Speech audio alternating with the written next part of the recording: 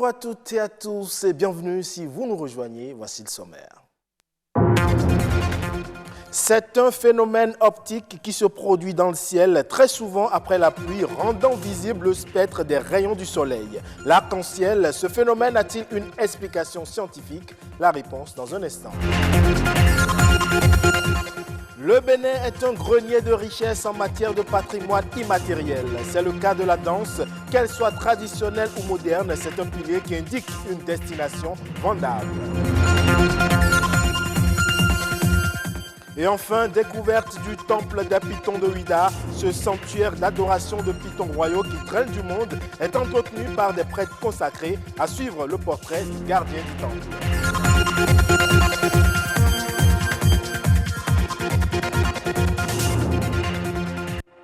À nouveau, bonjour. Vous l'avez certainement déjà vu au moins une fois dans votre vie, l'arc-en-ciel. C'est un phénomène qualifié parfois de naturel ou de scientifique qui suscite crainte et révérence. Si pour certains, il est considéré comme une divinité, eh bien pour d'autres, il a simplement une explication scientifique.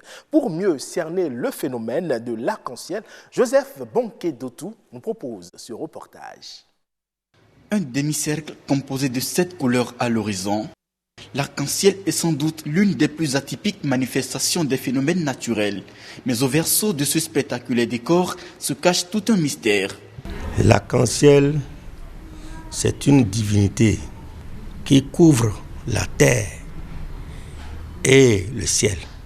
C'est le Sebolissa, ou Ekeno, ou Ekehoso, on peut dire la lumière de la vie. Nous les fonds, on l'appelle Daedo. L'arc-en-ciel représente l'élément air dans l'ésotérique. Et dans notre tradition, quand nous prenons l'arc-en-ciel, c'est cette divinité que nous appelons la divinité d'An. La divinité de la prospérité, de la richesse financière également. C'est une divinité mère qui fait du bien pour l'univers. Cette divinité serait pourvoyeuse de bonheur à ses adeptes et à toute personne qui place son espérance en elle. Chaque fois que l'arc-en-ciel apparaît, il a un objectif. L'arc-en-ciel sort pour balayer les mauvais sorts là. Habituellement, quand ça sort, quel que soit là où vous êtes, vous demandez de l'eau et vous mettez un peu d'eau par terre pour l'implorer, pour lui dire sois les bienvenus. Normalement, ça apparaît au moins une seule fois par an. Quand ça apparaît plusieurs fois dans l'année, ce n'est pas bon. Quand la divinité Révisou doit venir sur la terre pour un châtiment, c'est cette divinité qu'on appelle arc-en-ciel qui se charge de son transport. Cependant, loin des croyances dogmatiques et spirituelles, les chercheurs trouvent en l'arc-en-ciel un phénomène purement rationnel qui n'échappe guère aux explications scientifiques. Le phénomène de l'arc-en-ciel est un phénomène météorologique et lumineux qui se passe dans le ciel. Ça s'explique par d'abord la présence du soleil, l'œil humain, celui qui veut observer, et des gouttelettes d'eau qui sont en suspension dans l'atmosphère. Et l'homme se retrouve le soleil au dos. Le soleil envoie des rayons lumineux qui tapent la goutte. Le rayon incident entre dans la goutte, subit une réflexion, ressort par une réfraction encore.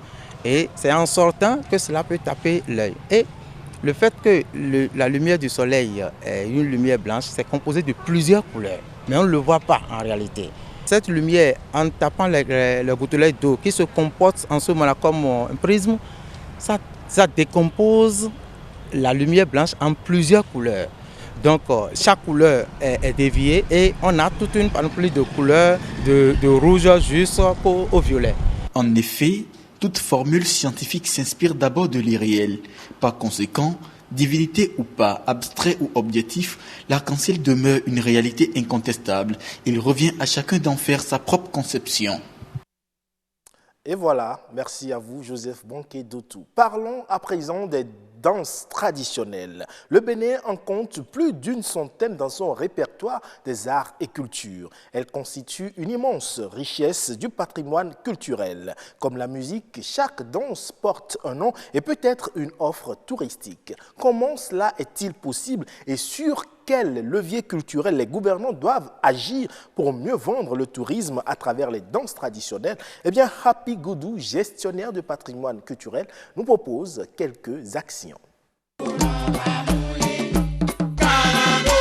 Il y a le Zenli, que tout le monde connaît, qui est rénové par une icône à l'Ekweranou. Il y a le Rungan, il y a le Toba, il y a le Toba Rayé, il y a... Donc ça, je vis déjà un peu vers la zone Marie, pour dire qu'il y a le Toba, il y a le Tiengoumen, il y a le Abadja, du côté du Mono, il y a le Atipé, il y a le Gogourou, il y a le Zenli Bété du côté de Sahoué, il y a le Akoto Zenli du côté de Lomé, il y a par exemple le Tipenti du côté de l'Atakora, il y a le Tilaberi du côté de Wama, il y a le Atcharoun, il y a le Adjogan au niveau de Lomé, par exemple de Porto Novo, c'est une danse princière.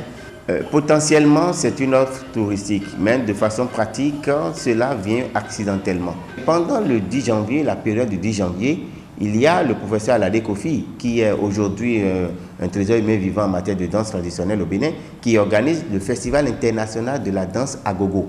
Et ce festival, quand les gens finissent les visites touristiques dans la journée, le soir, ils viennent justement à la place du Fort Français pour se divertir, pour voir encore un autre aspect, l'aspect immatériel de notre richesse touristique. Donc, ils le vivent en direct donc, de la scène et c'est plusieurs danses, variétés de danses qui se pratiquent devant eux.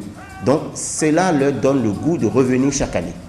C'est là où l'importance, toute l'importance de la mise en tourisme du patrimoine immatériel, notamment des événements qui promeuvent les danses traditionnelles, ce que les autres n'ont pas chez eux, les rituels, les savoir-faire.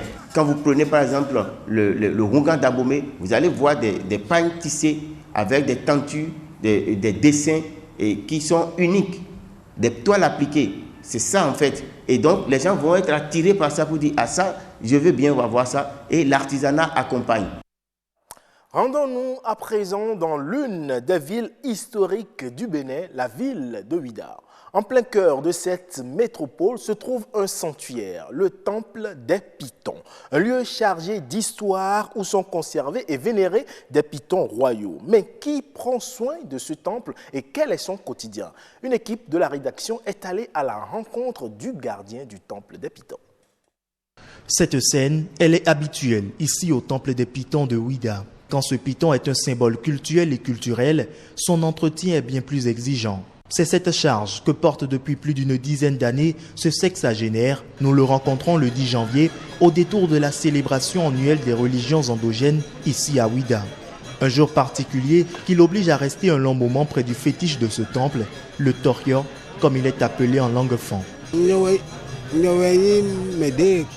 Je suis celui que les notables ont mis ici après concertation. Je suis le responsable du temple depuis 15 ans. En 15 ans d'exercice en tant que gardien du temple des Pitons, difficile pour le prêtre de faire avec exactitude le point de ses activités au quotidien. La charge n'est pas non moins négligeable.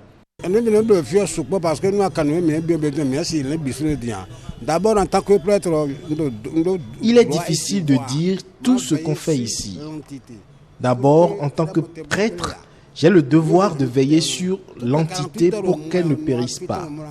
Je viens ici tous les 2 jours pour réveiller les divinités et prier pour la paix dans le pays aux environs de 2 heures du matin.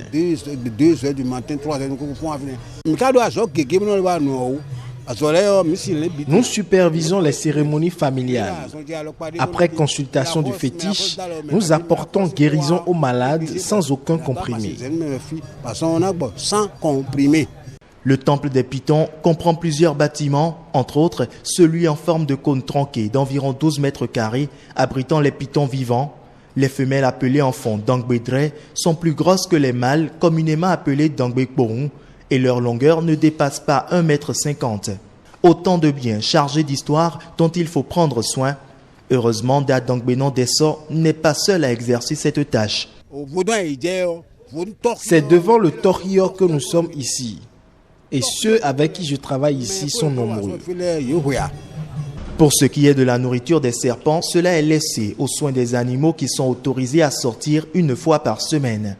Ils capturent des insectes et des rats, vont parfois dans les maisons voisines qui y sont accoutumées. Si le python ne revient pas au-delà de 112 heures, la population le ramène. La plupart des habitants de Ouida ont le souci de leur divinité. La mort d'un python fait toujours l'objet d'une cérémonie mortuaire. Grâce à Dad Dangbenon Desso et ses pairs, cette réserve culturelle et cultuelle, sise en face de la basilique de Ouida, continue toujours de s'exprimer, après plus de 300 ans d'existence. Un lieu à visiter à coup sûr. En nouvelle brève, à présent, le Nigeria et 5 autres pays de la CEDEAO ont condamné la décision de l'Union économique et monétaire ouest-africaine UEMOA de renommer unilatéralement le franc CFA en éco. Réunis à Abuja jeudi dernier dans le cadre de la zone monétaire ouest-africaine, les gouverneurs de banque centrale et ministres des Finances du Nigeria, du Ghana, du Libéria, de la Sierra Leone, de la Gambie et de la Guinée ont déclaré avoir noté avec préoccupation la déclaration visant à renommer le franc CFA en éco d'ici 2020. Pour ces pays, cette action n'est pas conforme aux décisions de la CEDEAO visant à adopter une monnaie unique pour tous les 15 pays de la région. Le Sénégal lance les réformes pour le renforcement de sa gouvernance financière. Et pour l'accompagner, l'Agence française de développement va décaisser 32 milliards de francs CFA. Les détails avec Aram Ndao de la RTS. C'est une opération première du genre depuis que les compétences de l'AFD ont été élargies à la coopération bilatérale volet gouvernance. Cette précision de l'ambassadeur de France souligne la portée de l'intervention, un appui budgétaire de près de 33 milliards de francs CFA pour soutenir la gestion des finances publiques. Le Sénégal connaît, vous le savez mieux que moi, Monsieur le Ministre, une croissance économique assez impressionnante, plus de 6% pour la 6e année consécutive. Et de manière d'ailleurs plus générale, les fondamentaux macroéconomiques du pays, lorsqu'on les regarde, le déficit, la dette, l'inflation, sont de nature à faire pâlir d'envie beaucoup d'économies. Et pour poursuivre dans cette voie, le Sénégal fait face à un enjeu majeur, qui est d'ailleurs l'enjeu de l'émergence, c'est-à-dire consolider sa gestion budgétaire tout en conservant les marges de manœuvre qui sont nécessaires au financement des investissements prioritaires. La Convention concrétise le protocole d'accord sur le renforcement de la gouvernance financière. Il a été signé à Dakar lors du dernier séminaire intergouvernemental. Le prêt qui en découle aujourd'hui est concessionnel et décaissable en 2 tranches. Une première tranche de 20 millions d'euros, soit environ 13,1 milliards de francs CFA, sera décaissée dans les meilleurs délais. Et une seconde tranche de 30 millions d'euros, soit environ 19,7 milliards de francs CFA, sera libérée en fin 2020. L'accélération de la réforme des finances publiques est en jeu avec le défi d'accroître la mobilisation des recettes intérieures. Et le Sénégal est vraiment sur la bonne ligne. L'année passée, les recettes propres ont augmenté de 20%. Un montant à peu près de 550 milliards de francs CFA, qui est un record. De manière spécifique, cette opération permettra d'abord d'accompagner la mise en œuvre des réformes budgétaires de la loi organique relative aux lois de finances et en particulier le passage en mode budget-programme en cours. Deuxièmement, de favoriser un accroissement de la mobilisation des recettes intérieures, notamment par le recours aux téléprocédures et l'intensification des travaux de renseignement et de recouvrement. L'AFD annonce un autre appui. Il sera dédié à la justice civile et commerciale. Et c'est la fin de ce journal. Merci pour votre aimable attention. À 19h45 pour la grande édition du soir.